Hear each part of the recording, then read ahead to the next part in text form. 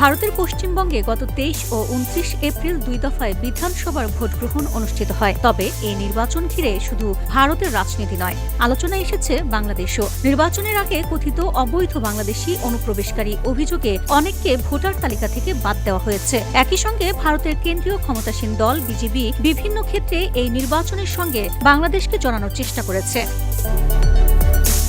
বাংলাদেশ ও ভারতের মধ্যে যে দীর্ঘ সীমান্ত রয়েছে তার প্রায় অর্ধেকই পশ্চিমবঙ্গের ভেতর দিয়ে গেছে। ফলে বাণিজ্যিক পথ, অভিবাসন প্রবণতা এবং রাজনৈতিক বাস্তবতা সবকিছুতেই এই অঞ্চলটির গুরুত্ব অনেক বেশি। দুই বাংলার মানুষের ভাষা ও সাংস্কৃতিগত মিলও এই সম্পর্ককে আরও গভীর করেছে।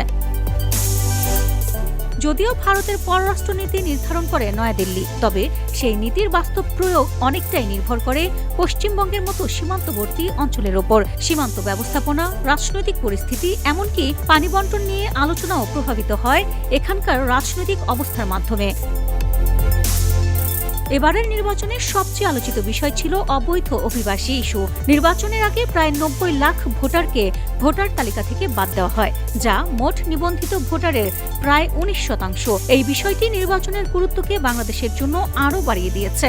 ভারতের পূর্বাঞ্চলীয় রাজ্যগুলোতে অভিবাসন ও নাগরিকত্ব ইস্যু দীর্ঘদিন ধরেই একটি বড় সংকট। পশ্চিমবঙ্গের এবারের নির্বাচনেও সেই সীমান্ত কেন্দ্রিক অস্থিরতার প্রতিফলন স্পষ্টভাবে দেখা গেছে। তাই প্রশ্ন উঠছে, পশ্চিমবঙ্গের ভোটের ফলাফল বাংলাদেশের ওপর কি প্রভাব ফেলবে?